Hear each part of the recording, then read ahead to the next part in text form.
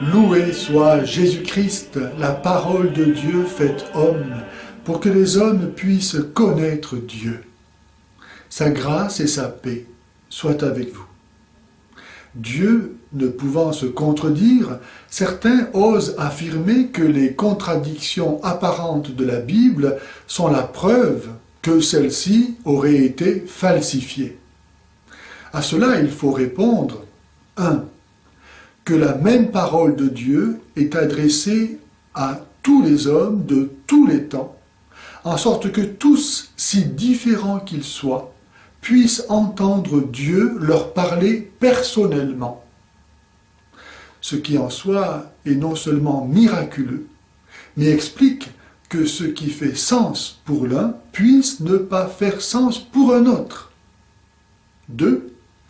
L'Esprit Saint, qui est le véritable auteur de la Bible, assume les contradictions du sens littéral du texte pour en faire les signes du sens spirituel, révélés à qui vit en communion avec lui.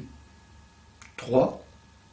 Souvent, un peu de bon sens et un minimum de connaissance suffisent pour dissiper l'obscurité de ces contradictions bien connues et toujours resservies, dont voici quelques exemples. Saint Matthieu écrit que les deux bandits crucifiés avec Jésus l'injuriaient, tandis que Saint Luc ne rapporte cela que d'un seul des deux.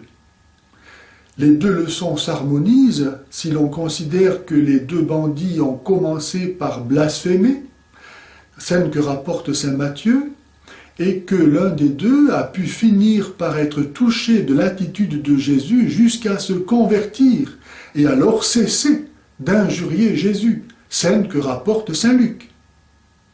Les deux évangélistes rapportent bien le même événement, mais à un moment différent.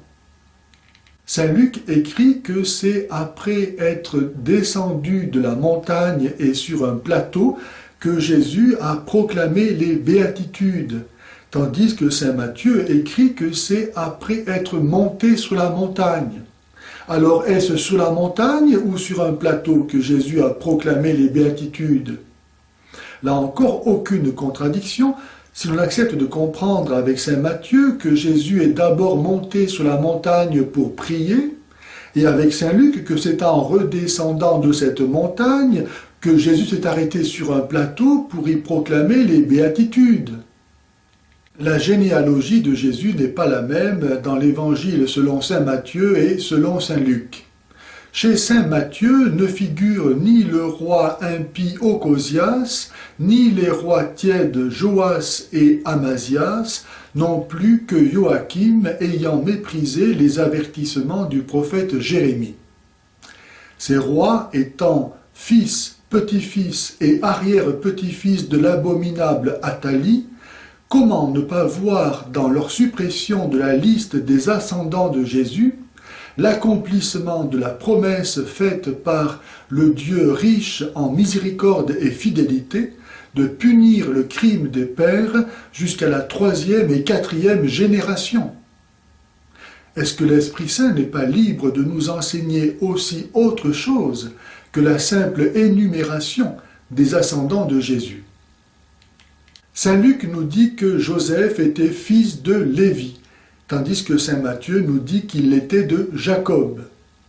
La contradiction apparente est levée lorsque l'on sait que la loi du Lévirat prescrivait à un célibataire d'épouser la veuve de son frère sans enfant afin de lui susciter une postérité. Ainsi, il est possible de comprendre que Élie et Jacob étant frères, et Élie étant mort, Jacob a épousé sa belle-sœur, de laquelle est né Joseph. En sorte que saint Luc donne le nom du père légal de Joseph, tandis que saint Matthieu donne celui de son père naturel. Dans le livre de la Genèse, le récit de la création du soleil, de la lune et des astres après celui de la terre n'est pas une erreur chronologique, mais exprime la conviction que tout a été fait en vue de l'homme, lequel n'est donc pas un élément quelconque de l'univers, fruit du hasard ou de la nécessité. C'est en effet en fonction de la terre où vit l'humanité, et plus précisément Dieu incarné en elle, que l'univers reçoit son sens. Car la réalité, c'est le corps du Christ. Car tout a été fait par lui et pour lui.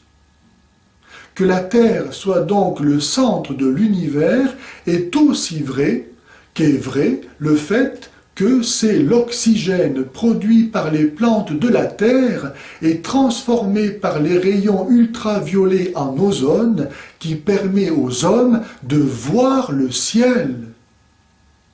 Sans oublier que le récit de la création des astres est précédé de celui de la création de la lumière le premier jour.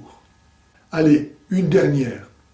Au chapitre 9 du livre des Actes des Apôtres, saint Luc écrit que lors de la conversion de saint Paul sur le chemin de Damas, ses compagnons entendaient la voix qui lui parlait. Alors qu'au chapitre 22, saint Paul dit que ses compagnons n'entendaient pas la voix qui lui parlait. Alors, ont-ils entendu ou n'ont-ils pas entendu? Eh bien, tout dépend du sens du mot « entendre », qui peut signifier aussi comprendre. Ainsi, dans la première occurrence, saint Luc dit que ses compagnons ont entendu la voix sans comprendre ce qu'elle disait, tandis que dans la deuxième occurrence, saint Paul dit que ses compagnons n'ont pas compris ce que la voix disait. Vous m'entendez, mais me comprenez-vous? Bref, un même fait rapporté par des témoins différents sera nécessairement rapporté de façon différente. L'un a remarqué que l'homme avait des moustaches et l'autre qu'il avait des chaussettes roses. Est-ce que parce que l'un n'a pas dit qu'il avait des chaussettes roses, que ce n'est pas le même homme aux moustaches? Les inévitables différences formelles ne font que mettre en relief le caractère commun des témoignages. Et c'est pourquoi l'Église n'a pas peur d'avoir 4 évangiles plutôt qu'un seul. Et elle nous met en garde contre les ignorants en mal de questions oiseuses et de querelles de mots. De là viennent l'envie, la discorde, les outrages, les soupçons malveillants et les disputes interminables de gens à l'esprit corrompu, privés de la vérité. Si les gens savaient qu'ils vont en enfer, ils changeraient de vie.